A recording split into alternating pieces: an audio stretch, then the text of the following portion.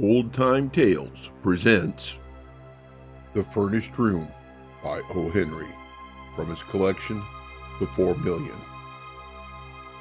Please take a moment to like, share, and subscribe to Old Time Tales. Restless, shifting, fugacious as time itself is a certain vast bulk of the population of the red brick district of the Lower West Side. Homeless, they have 100 homes. They flit from furnished room to furnished room. Transients forever. Transients in abode. Transients in heart and mind. They sing Home Sweet Home in ragtime. They carry their Laure e Panettes in a bandbox. Their vine is entwined about a picture hat. A rubber plant is their fig tree. Hence, the houses of this district, having had 1,000 dwellers, should have 1,000 tales to tell, mostly dull ones, no doubt, but it would be strange if there could not be found a ghost or two in the wake of all these vagrant guests. One evening, after dark, a young man prowled among these crumbling red mansions, ringing their bells. At the 12th, he rested his lean hand baggage upon the step and wiped the dust from his hatband and forehead. The bells sounded faint and far away, in some remote, hollow depths. To the door of this, the 12th house, whose bell he had rung, came a housekeeper who made him think of an unwholesome, surfeited worm that had eaten its nut to a hollow shell and now sought to fill a vacancy with edible lodgers. He asked if there was a room to let. "Come in," said the housekeeper. Her voice came from her throat. Her throat seemed lined with fur. "I have the 3rd floor back, vacant since a week back. Should you wish to look at it?" The young man followed her up the stairs. A faint light from no particular source mitigated the shadows of the halls. They trod noiselessly upon a stair carpet that its own loom would have forsworn. It seemed to have become vegetable, to have degenerated in that rank, sunless air to lush lichen or spreading moss that grew in patches to the staircase and was viscid under the foot like organic matter. At each turn of the stairs were vacant niches in the wall. Perhaps plants had once been set within them. If so, they had died in that foul and tainted air. It may be the statues of the saints had stood there, but it was not difficult to conceive that imps and devils had dragged them forth in the darkness and down to the unholy depths of some furnished pit below. "This is the room," said the housekeeper from her furry throat. "It's a nice room. It ain't often vacant.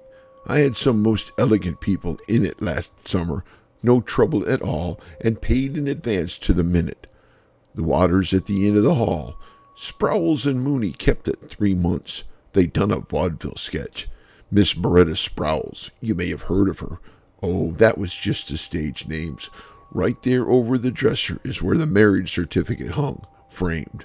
The gas is here, and you see there's plenty of closet room. It's a room everybody likes. It never stays idle long." "Do you have many theatrical people rooming here?" asked the young man. "They comes and goes. A good proportion of my lodgers is connected with the theaters. Yes, sir, this is the theatrical district. Acting people never stays long anywhere. I get my share. Yes, they comes and they goes." He engaged the room, paying for a week in advance. He was tired, he said, and would take possession at once. He counted out the money. The room had been made ready, she said, even to towels and water. As the housekeeper moved away, he put, for the 1,000th time, the question that he carried at the end of his tongue.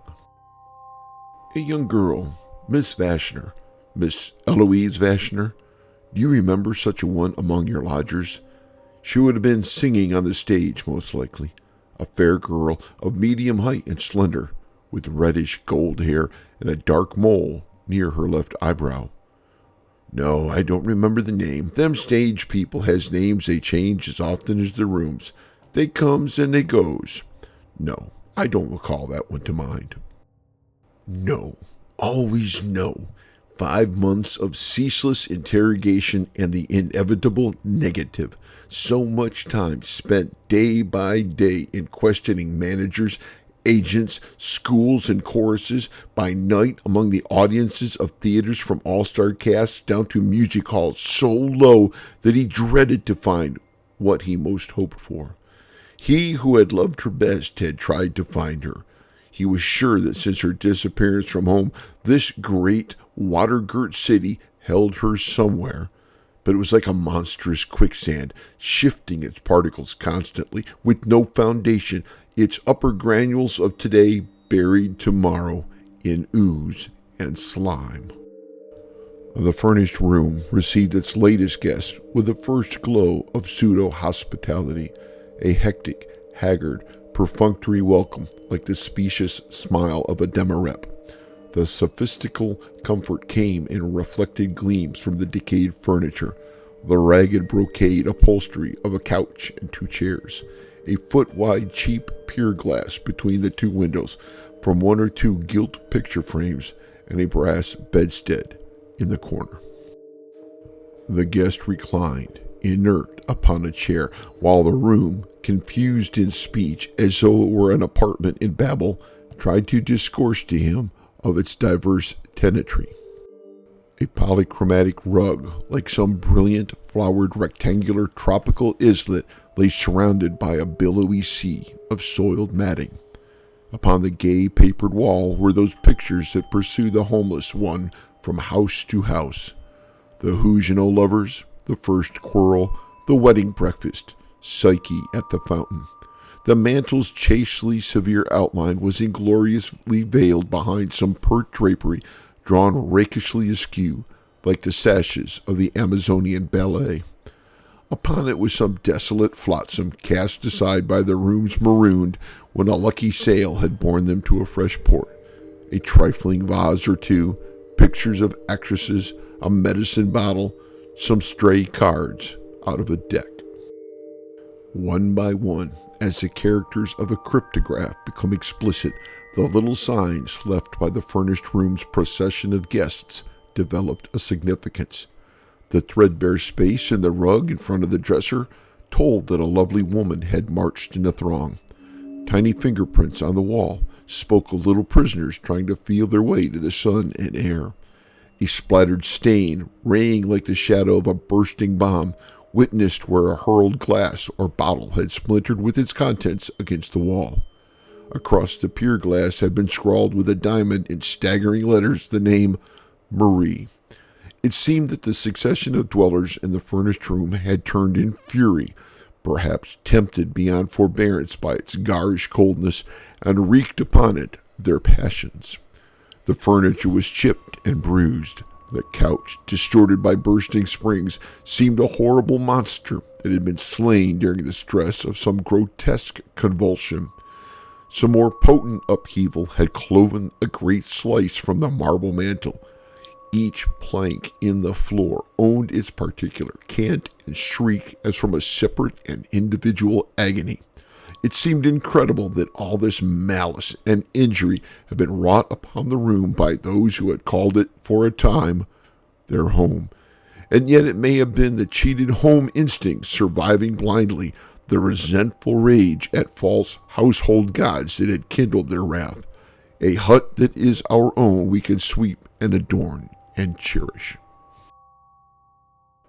The young tenant in the chair allowed these thoughts to file, soft-shod, through his mind, while there drifted into the room furnished sounds and furnished scents. He heard in one room a tittering and an incontinent slack laughter.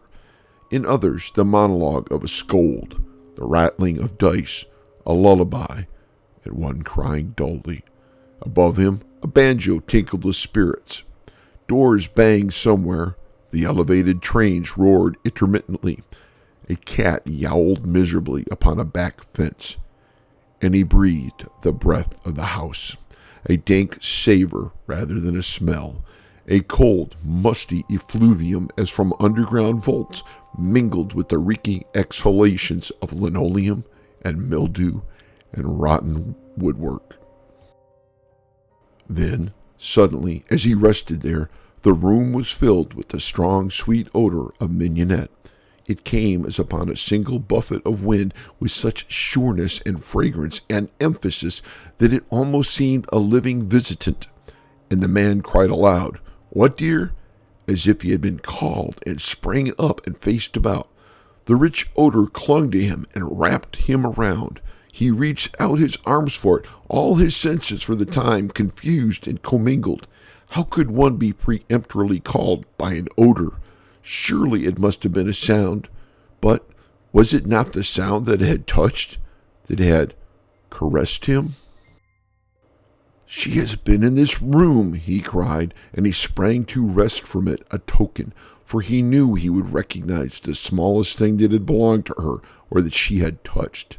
This enveloping scent of mignonette, the odor that she had loved and made her own. Whence came it? The room had been but carelessly set in order.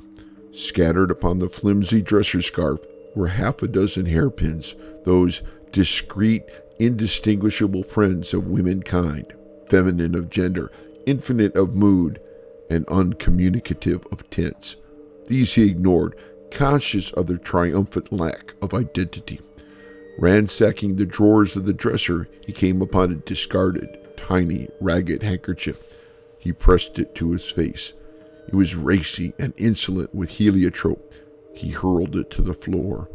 In another drawer he found odd buttons, a theater program, a pawnbroker's card, 2 lost marshmallows, a book on the divination of dreams.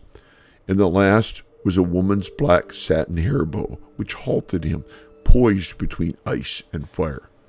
But the black satin hair bow also is femininity's demure, impersonal, common ornament, and tells no tales. And then he traversed the room like a hound on the scent, skimming the walls, considering the corners of the bulging matting on his hands and knees, rummaging mantel and tables, the curtains and hangings, the drunken cabinet in the corner for a visible sign, unable to perceive that she was there beside, around, against, within, above him, clinging to him, wooing him, calling him so poignantly through the finer senses that even his grosser ones became cognizant of the call. Once again he answered loudly, "Yes, dear," and turned wild-eyed to gaze on vacancy, for he could not yet discern form and color and love in outstretched arms in the odor of mignonette. Oh God, whence that odor, and since when have odors had a voice to call? Thus he groped. He burrowed in crevices and corners and found corks and cigarettes. These he passed in passive contempt. But once he found in a fold of the matting a half-smoked cigar, and this he ground beneath his heel with a green and trenchant oath. He sifted the room from end to end. He found dreary and ignoble small records of many a peripatetic tenant, but of her whom he sought, and who may have lodged there, and whose spirit seemed to hover there, he found no trace. And then he thought of the housekeeper. He ran from the haunted room downstairs and to a door that showed a crack of light. She came out to his knock. He smothered his excitement as best he could. "Will you tell me, madam," he besought her, "who occupied the room I have before I came?"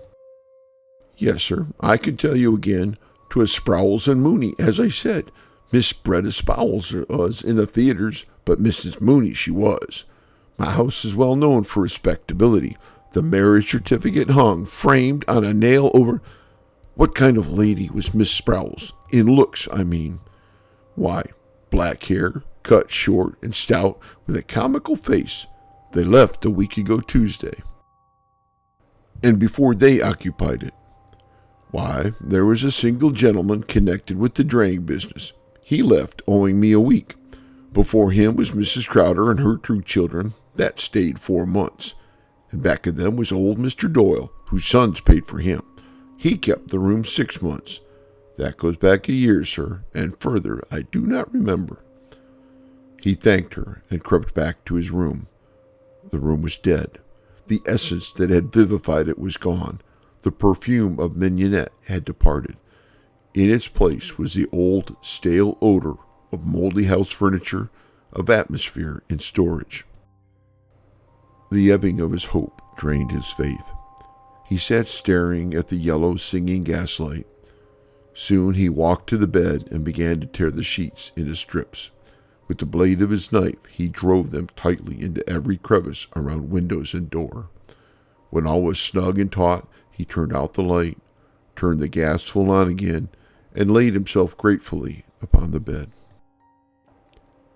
It was Mrs. McCool's night to go with the can for beer, so she fetched it and sat with Mrs. Purdy in one of those subterranean retreats where housekeepers foregather and the worm dieth seldom.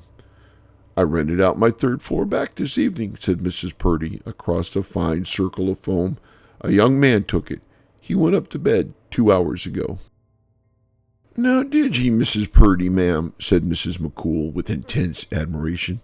"You do be a wonder for renting rooms of that kind. And did you tell him then?" she concluded in a husky whisper laden with mystery. "Rooms," said Mrs. Purdy in her furriest tones, "are furnished for to rent. I did not tell him, Mrs. McCool." "'Tis right you are, ma'am. 'Tis by renting rooms we keep alive. Ye have the real sense for business, ma'am. There be many people who'll reject the renting of a room if they be told a suicide has been after dying in the bed of it. As you say, we has our living to be making," remarked Mrs. Purdy. "Yes, ma'am, 'tis true. 'Tis just 1 week ago this day I helped ye lay out the third floor back. A pretty slip of a Colleen she was, to be killing herself with the gas. A sweet little face she had, Mrs. Purdy, ma'am." "She'd have been called handsome, as you say," said Mrs. Purdy, assenting but critical. "But for that mole she had it growing by her left eyebrow. Do fill up your glass again, Mrs. McCool." Hey folks, thanks for watching. Hope you enjoyed it.